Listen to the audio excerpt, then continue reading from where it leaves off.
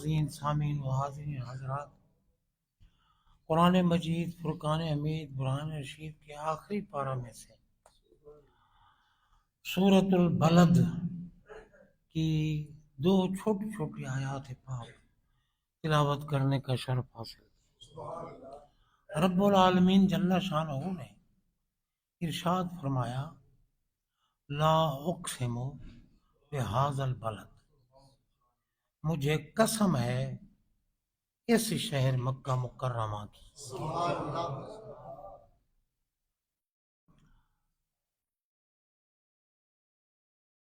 اقسموں سے پہلے لا ہے، علماء فرماتے ہیں کہ یہ لا زائدہ ہے،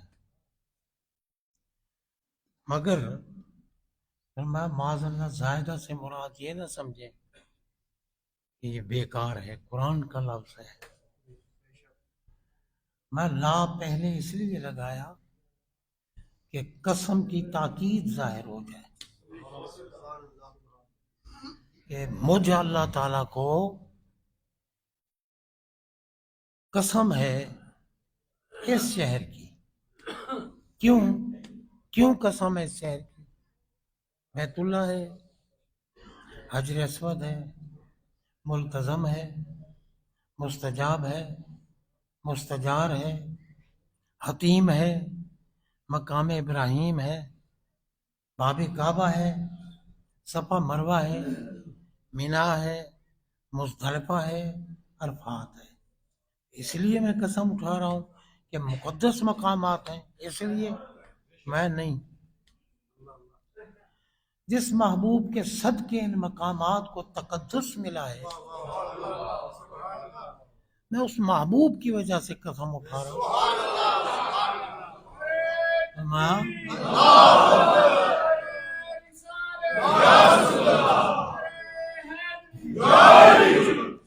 میں اس لیے قسم اٹھا رہا ہوں وَأَنْتَ، اب اللہ تعالیٰ نے محبوب سے خود خطاب کیا کہ پیارے یہ جتنے مقدس مقامات ہیں ان کو تو تقدس اور عظمت ملا ہی آپ کے صدقے سے۔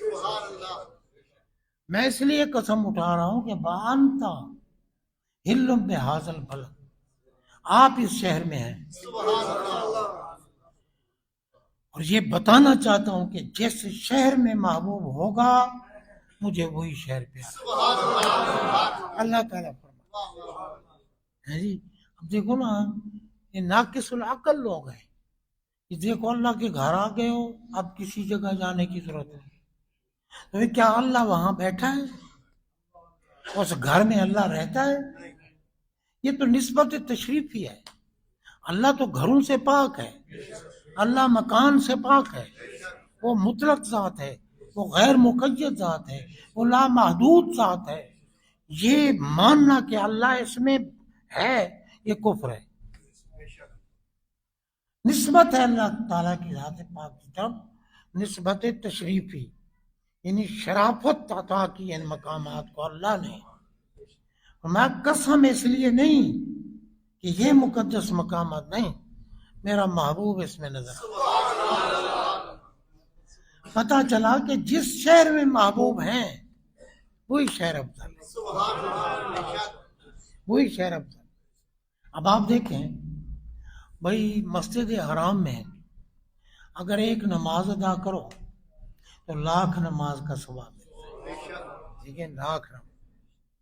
اور مدینہ منورہ مسجد نبی میں اگر نماز پڑھو تو پھر ایک نماز کے بدلے جو عام طور پر ہے 50,000 کا ثواب ملتا ہے۔ یہ حدیث میں ہے 50,000، ویسے مسجد نبی شریف میں انہوں نے لکھا ہے 1,000 کا ثواب، ٹھیک ہے نا جی؟ حالانکہ مسجد اقصیٰ میں بھی 25,000 کا ثواب ملتا ہے۔ اور ان 3 مسجدوں کے علاوہ کسی مسجد کی طرف اس لیے جانا کہ اس مسجد میں ثواب زیادہ ملتا ہے، یہ بدعت ہے، یہ ناجائز ہے، یہ صحیح نہیں۔ باقی ہر مسجد میں ثواب برابر ہے۔ یہ آپ کی مرضی کہ اگر آپ کو کسی مسجد کا خطیب پسند ہے اور خطاب سننے چلے جاتے ہیں تو ٹھیک ہے۔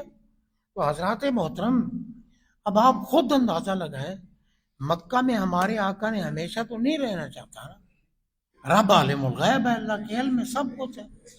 تو قسم اٹھا کر فرمایا کہ میرا محبوب جہاں بھی ہوگا، مجھے اس شہر کی قسم، اس کے در و دیوار کی قسم، اس کی گلیوں کی قسم، اس کی فضا کی قسم، اس کی مٹی کی قسم، جہاں محبوب۔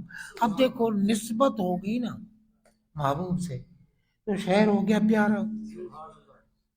تو جہاں اب محبوب بیٹھے ہیں اس کا مقام کیا ہوگا؟ ٹھیک ہے نا؟ مدینہ طیبہ کو نسبت بیرونی حاصل ہے، سارا مدینہ افضل ہے، سارا مدینہ۔ حضور چراغ گولڑا پیر سے سید نصیر الدین نصیر رحمت اللہ علیہ فرماتے ہیں کہ شرم عیسیاں سے نہیں سامنے آیا جاتا۔ آقا آپ کی بارگاہ میں حاضر ہیں مگر سامنے آنے سے شرماتے ہیں کہ ہم تو گناہگار ہیں، آپ کے سامنے کیسے آئیں؟ شرم عیسیاں سے نہیں سامنے آیا جاتا، یہ بھی کیا کم ہے کہ تیرے شہر میں آئے ہوئے، یہ بھی کیا کم ہے کہ تیرے شہر میں آئے ہوئے۔ تو حضرات محترم سارا مدینہ فضیلت والا ہے، سارا مدینہ۔ لیکن اب دیکھو ان بیوقوف لوگوں کا کیا کہنا ہے جو کہتے ہیں یہ مدینہ جاؤ مسجد نبی کی نیت کے جا، ٹھیک ہے نا، روزہ کی نیت کر کے نہ جانا، شرک ہے۔ مسجد نبی ہم رب سے پوچھتے مولا ہم مسجد نبی کی نیت کر کے آئیں یا تیرے محبوب کے روزہ پاک کی نیت کر کے آئیں؟ رب سے پوچھے نا، بڑا فیصل تو اللہ ہے، جو کچھ اللہ کہہ دے وہی حق ہے۔ تو رب نے فرمایا، اللہ تعالی نے فرمایا کہ جاؤ کا محبوب ان سے فرما دو اگر توفیق میں عطا کر دوں نا تو یہ آپ کی بارگاہ میں ہے،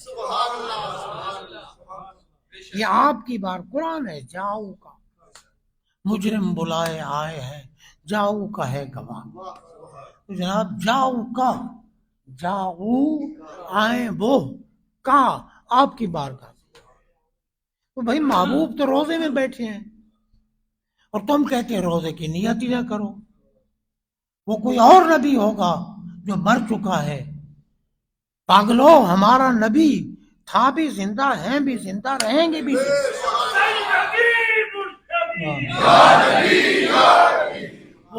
وہ جس زندگی سے زندہ ہیں وہ ان کی اپنی خاص زندگی ہے۔ جس زندگی سے ہم زندہ ہیں نا یہ زندگی تو ان کی محتاج ہے۔ خالق الموت والحیات، موت بھی مخلوق ہے، حیات بھی مخلوق ہے، ٹھیک ہے۔ وَأُرْسِلْتُ إِلَى الْخَلْقِ كَافَّةً، میں پوری مخلوق کی طرف رسول بن کے آیا ہوں۔ پوری مخلوق میری امت ہی ہے، پوری مخلوق۔ تو بھئی امت تو نبی کی محتاج ہوتی ہے نا، نبی تو امت کا محتاج ہے۔ تو جس زندگی سے ہم زندہ ہیں یہ زندگی میرے نبی کی امت ہی ہے۔ اسی لیے نبی کی ازواج مطہرات سے نکاح حرام ہے۔ رب کہتے ہیں محبوب کے پاس آؤ، اور محبوب کیا فرماتے ہیں؟ من زار قبری،